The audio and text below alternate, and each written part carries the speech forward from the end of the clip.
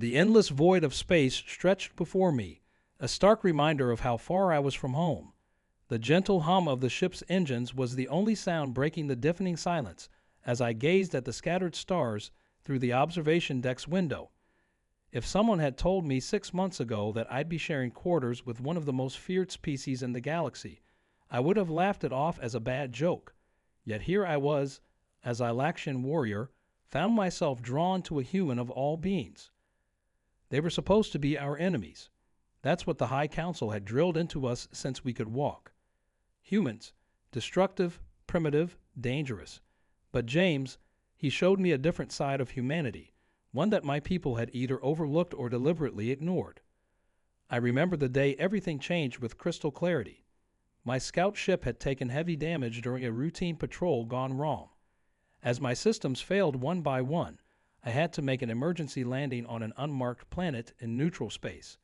The crash was violent, leaving my ship in pieces and me trapped in the wreckage, my purple blood seeping from multiple wounds. I was certain death had finally caught up with me. The last thing I expected was for a human to risk their life pulling me from the burning debris. James didn't see an enemy combatant that day. He saw someone who needed help. Despite our species being locked in a bitter cold war, he took me to his hidden research outpost, treating my injuries and keeping me safe from both human and Xylaxian patrols. You know, he had said one evening while changing my bandages, I never thought I'd be patching up one of the galaxy's finest warriors. His gentle touch contrasted sharply with the calloused hands that spoke of years of hard work. Guess we're both breaking all sorts of protocols here. Those first few weeks were tense, filled with suspicious glances and careful words. But as days turned into weeks, something unexpected began to bloom. I found myself fascinated by his dedication to his work, studying the planet's unique ecosystem. He, in turn, was captivated by my stories of distant worlds and space battles. But our peaceful existence couldn't last forever. The war between our peoples was escalating, and both sides were expanding their search patterns.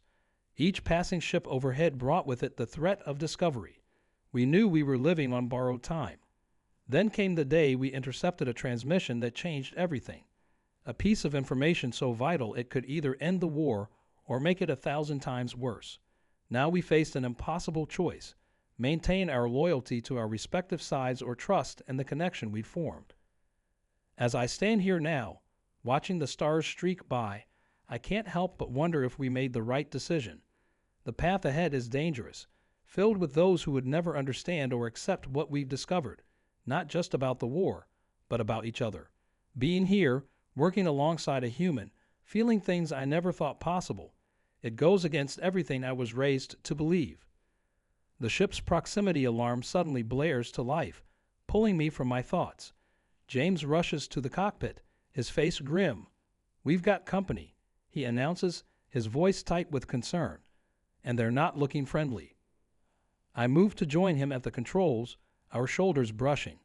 In this moment I realize that whatever comes next, whatever challenges we face, there's no one else I'd rather face them with.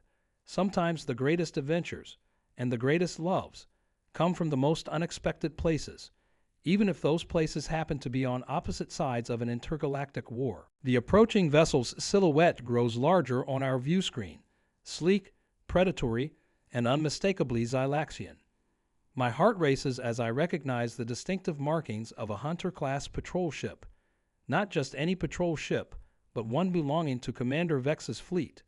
The same commander who had taken me under his wing when I first joined the military, who had shaped me into the warrior I am today. "They're hailing us," James says, his fingers hovering over the communications panel. His eyes meet mine, questions and concern evident in their depths. We both know what's at stake here. The encrypted data crystal weighs heavily in my pocket, containing truths that could shatter both our worlds. "Let me handle this," I say, straightening my posture and pulling my hair back in the traditional warrior's style. James nods, understanding the necessity of maintaining appearances. As I reach for the controls, memories of my last conversation with Commander Vex flood back. His warnings about humans, his unwavering belief in our cause. If he only knew what I've discovered since then. The view screen flickers to life, and Commander Vex's stern face fills the display. His cybernetic eye whirs as it focuses on me, and I can almost feel it scanning, analyzing, judging. Lieutenant Kyra. His voice carries the weight of authority I once found comforting. Your disappearance caused quite a stir in the fleet. We feared the worst.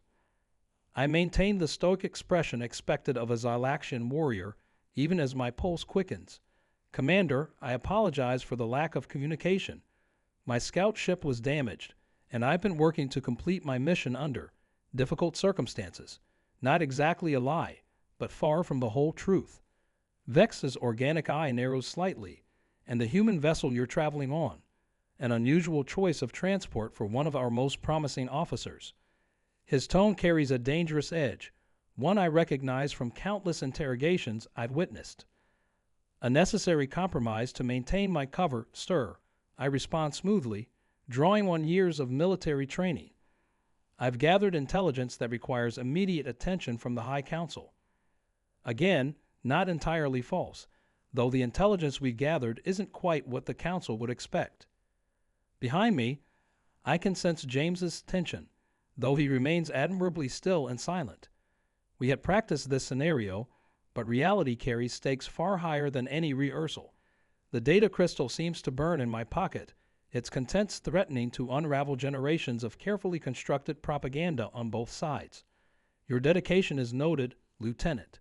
Vex responds after a pause that feels like eternity.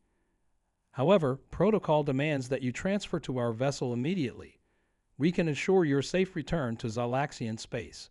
His words are perfectly reasonable, perfectly protocol, and perfectly devastating to our plans. I feel a bead of sweat trickle down my spine as I maintain my composure. Commander, with all due respect, the sensitivity of my current operation requires. That wasn't a request, Lieutenant. Vex cuts in, his cybernetic eye glowing slightly brighter. We've detected unusual energy signatures from your vessel, the kind associated with restricted research facilities. I would hate to think one of my best officers has been compromised. The way he says compromised sends chills down my spine. In that moment, I realize he knows, or at least suspects, far more than he's letting on. The game of subtle words and careful deception is rapidly approaching its end. But if we submit to his demands, everything we've discovered, everything we've fought for, everything we've begun to feel for each other, it would all be lost. James shifts slightly behind me, his hand brushing against my arm in a gesture that might seem accidental to outside observers, but carries worlds of meaning between us. We had discussed this possibility, had planned for it, but now that the moment has arrived, the weight of our next decision feels overwhelming. Commander Vex watches, waiting for my response, while our small ship hangs suspended between his patrol vessel and the vast, unforgiving expanse of space. Whatever choice we make in the next few moments will echo across both our civilizations, assuming we live long enough to see the consequences. Time seems to freeze as I weigh our options, each second stretching into eternity. Commander Vex's cybernetic eye continues its relentless scanning, and I can almost feel its cold analysis burning through our carefully constructed facade. Then I feel James's presence steady behind me, and suddenly our path becomes clear. You're right, Commander, I say, injecting my voice with just the right amount of dutiful respect. Your concerns about energy signatures are valid. In fact, they're directly related to my mission. If you'll grant me permission to dock and present my findings in person, I believe you'll understand the full scope of what I've uncovered. A calculating look crosses Vex's face as he considers my words. Granted, he finally responds. Dock at Bay 3. I look forward to your presentation. The screen goes dark, but his last words hang in the air like a storm cloud ready to burst. Are you sure about this? James whispers as we begin maneuvering toward the patrol ship. His hands move expertly over the controls, but I can see the tension in his shoulders. Once we're aboard, there's no turning back. I reach into my pocket, feeling the smooth surface of the data crystal. The evidence we found in that research facility changes everything, James. The truth about why our species were pushed into this war, about who really benefits from keeping us divided. I take a deep breath. Vex needs to see this. He may be loyal to our military, but he's always put truth and honor above politics. The docking procedure begins, and I quickly help James into the environmental suit we modified to hide his human life signs. It won't fool their sensors forever, but it doesn't need to. We just need enough time to reach the command center. As our airlock connects with the patrol ship, I recall the facility's recordings we discovered, the shadowy figures manipulating both human and Xylaxian leaders, orchestrating conflicts to keep our species at each other's throats while they harvested resources from the contested sectors.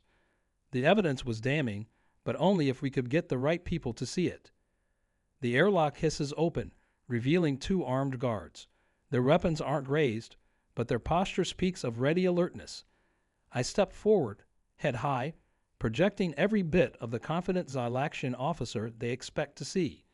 James follows silently, his modified suit marking him as a prisoner transport specialist, a common enough sight to avoid immediate suspicion. As we're escorted through the ship's corridors, I notice subtle changes in the patrol vessel's layout, additional security measures that weren't standard issue. Vex had been busy during my absence, upgrading his ship's capabilities. This could either work in our favor or spell our doom. The commander's ready room doors slide open, and there he stands, imposing as ever. But something's different. The cybernetic implants had spread since I last saw him, now covering nearly a quarter of his face. His organic eye looks tired, haunted even. "Lieutenant," he says, motioning us inside. "And you're specialist." The way his cybernetic eye lingers on James makes my heart skip a beat. "I trust you're ready to share these critical findings of yours." The doors seal behind us with a heavy thud. The room's security systems hum to life, isolating us from the rest of the ship. This is it, the moment everything hinges on. Either we're about to change the course of history, or we're walking straight into a trap. I reach for the data crystal, acutely aware of the guard's weapons, of James's controlled breathing beside me, of Vex's cybernetic eye wearing as it tracks my movement. The truth we carry could tear down decades of deception, but first we have to survive the next few minutes. "Sir," I begin, holding the crystal out, "what I'm about to show you will challenge everything we thought we knew about this war." My fingers tremble slightly as I step forward. But before I do, I need to know, how much of your humanity did they take when they gave you those implants? Vex's organic eye widens, and for a split second, I see something flicker across his face. Recognition, fear, or perhaps both.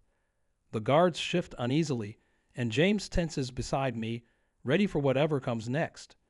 The next few moments will determine not just our fate, but potentially the fate of both our species. Commander Vex's expression shifts, and his organic eye darts to the security cameras in the corners of the room. Without a word, he raises his hand to his cybernetic implants, fingers dancing across the metallic surface. The camera's red lights blink out one by one. "They've been watching me," he says, his voice barely above a whisper. "Ever since the implants, I've felt their presence in my mind, pushing, guiding, controlling." He turns to the guards. "Leave us." They hesitate for just a moment before complying, the doors hissing shut behind them. "Sir?" I step forward, the data crystal still extended, but before I can react, Vex's hand shoots out, grabbing my wrist with surprising strength. His cybernetic eye whirs frantically, its glow intensifying. The implants weren't just for healing more injuries, he growls, fighting against something unseen. They're using them to control key military leaders. I've been fighting their influence, but I can feel them, always trying to break through. His grip tightens. "They know you found something in that facility. They've been pushing me to eliminate you both since you appeared on our sensors." James moves to help me, but I signal him to wait. "The commander I knew is still in there, fighting." "Who are they, sir?"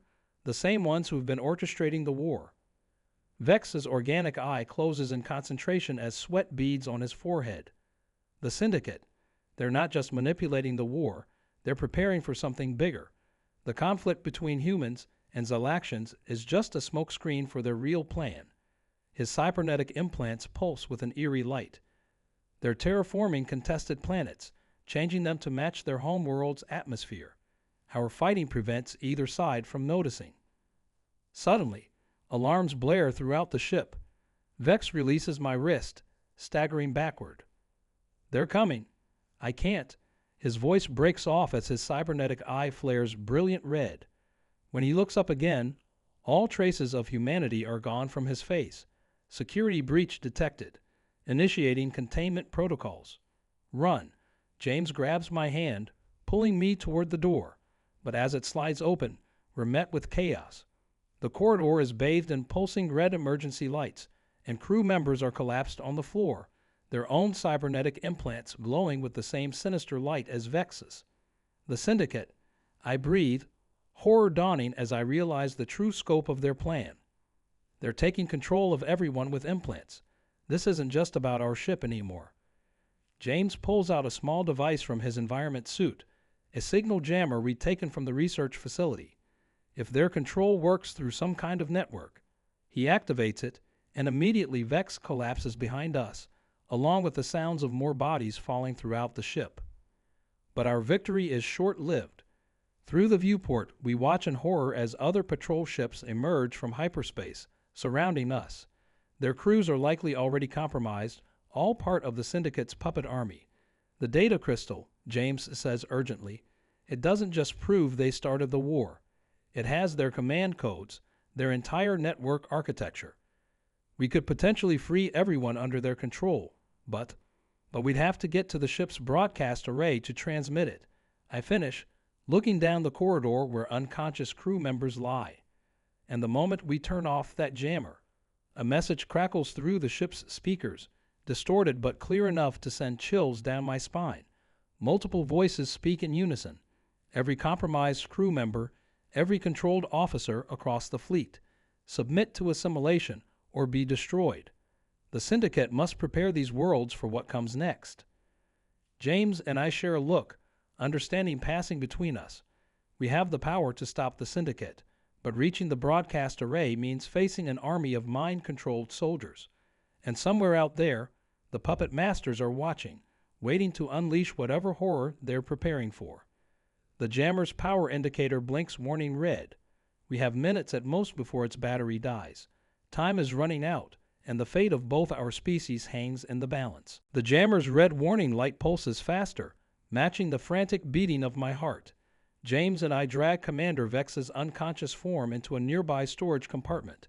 We can't risk him falling under their control again when the jammer fails. The broadcast array is 2 decks up, I say, checking the ship's layout on a wall terminal. But the moment this jammer dies, every crew member with implants will be after us. We'll be fighting our own people. The thought makes my stomach turn. These aren't just soldiers. They're my colleagues, my friends. James pulls something from his suit's utility pack, a small handheld device I recognize from the research facility. Not if we can't reach them directly, he says with a grim smile. Remember the facility's directional shielding.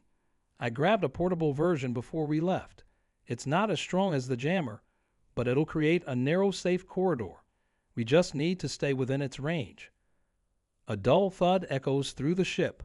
The other vessels are attempting to dock. They're not taking any chances, I mutter. The Syndicate wants to make sure we don't broadcast their secrets. The jammer flickers ominously. We move swiftly through the corridors, stepping carefully over unconscious crew members. The shield device creates a bubble of safety around us, but its range is limited. One wrong step, and we'd be exposed to the Syndicate's control signals. Just as we reach the maintenance shaft that leads to the broadcast array, the jammer dies. The effect is immediate and terrifying. All around us, crew members begin to rise like puppets on strings, their cybernetic implants glowing that sickly red. Only our small bubble of shielding keeps them at bay.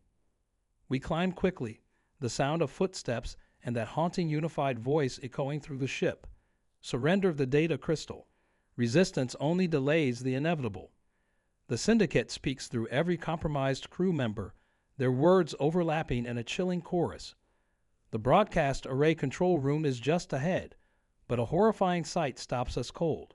Lieutenant Kira, my old flight instructor, stands at the controls. Her implants pulse with red light as she works, and I realize with dawning horror what she's doing. She's locking down the array, I gasped. They're using her knowledge to block any unauthorized transmissions. Our shield device won't let us reach her from here. She's too far from the door. James looks at me, then at the data crystal, and I can see an idea forming. The crystal, he says urgently. You said Syndicate tech interfaces with both human and Xylaxian systems, right? What if it can interface with their control network too? Understanding hits me.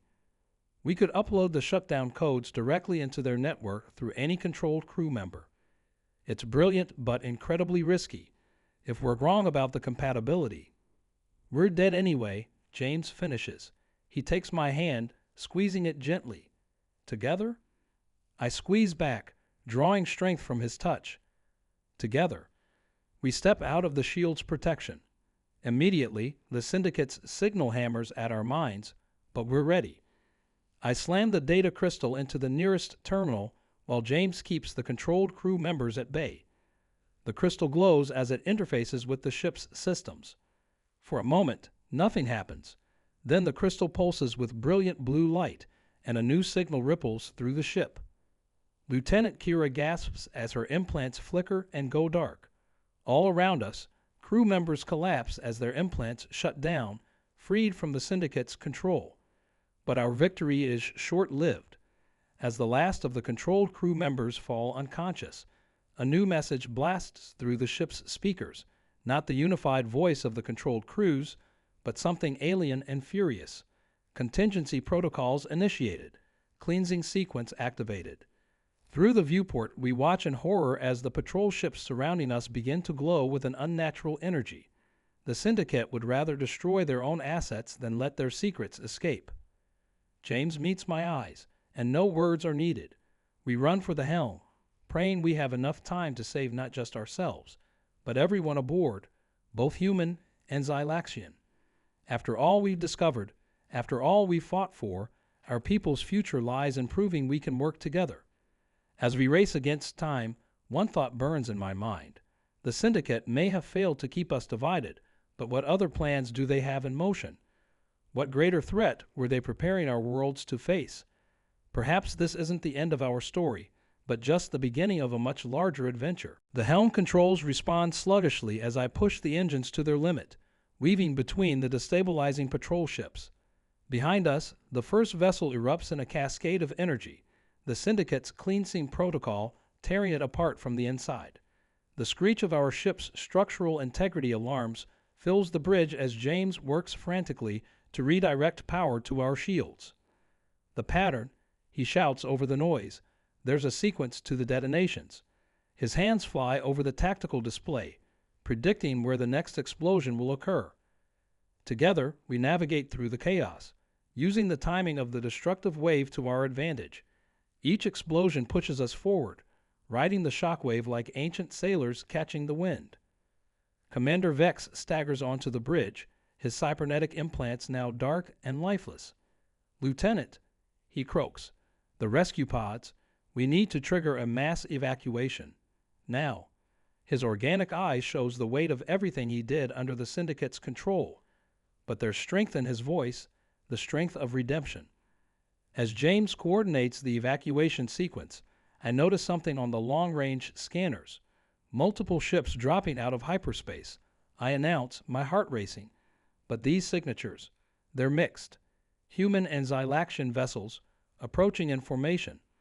A familiar voice crackles through our comm system. Admiral Chen of the Human Defense Fleet. This is a joint rescue operation. We received your broadcast. All ships, commence emergency evacuation protocols. Another voice joins in, High Commander Zora of the Xylaxian Fleet. To all vessels, shelter will be provided to both species without prejudice. The war ends today. The next hours pass in a blur of rescue operations and narrow escapes. As the last pod is recovered, I stand on the observation deck of a human carrier, watching the remains of the patrol fleet drift in space. Beside me, James reads through the preliminary reports on his tablet. The Syndicate's control network is completely down, he says, relief evident in his voice. Teams are already working on safely removing the compromised implants. But there's something else. He hands me the tablet, showing long-range scans of the sectors the Syndicate had been terraforming. These atmospheric changes, I murmur, studying the data. They're not just making the planets hostile to both our species. They're creating perfect conditions for, the realization hits me. They're creating breeding grounds. The war wasn't just about keeping us distracted. They were preparing these worlds for colonization. James nods grimly. The Syndicate isn't finished. They'll be back, and next time they'll bring their full force. He takes my hand, a gesture that no longer needs to be hidden. But when they do, they'll find something they didn't expect. Around us, human and Xylaxian crews work together, sharing medical expertise to help those freed from the implants. Old enemies become allies, united by a common truth and a common threat. Commander Vex, now recovering in the medical bay, has already begun sharing intelligence about other potential Syndicate operations. You know, I say, leaning against James's shoulder, when I crashed on that planet, I thought my life was over. Instead, it was just beginning. I look up at the stars, thinking of all the mysteries and challenges they still hold. We have so much work ahead of us. True, James replies with a smile, but at least we're no longer fighting alone. He gestures to a nearby viewport where a joint fleet of human and Xylaxian ships assembles, preparing to defend our worlds against whatever comes next. Sometimes the greatest victories come not from defeating an enemy, but from discovering they weren't really your enemy at all. As I watch our united fleet against the backdrop of stars, I realize that while some might call what James and I found unusual, a Xylaxian warrior and a human scientist finding love amid conspiracy and chaos, perhaps it's not so strange after all. Sometimes the heart sees truth more clearly than any military intelligence, and in the end, that truth may be our greatest weapon against the darkness that lurks between the stars.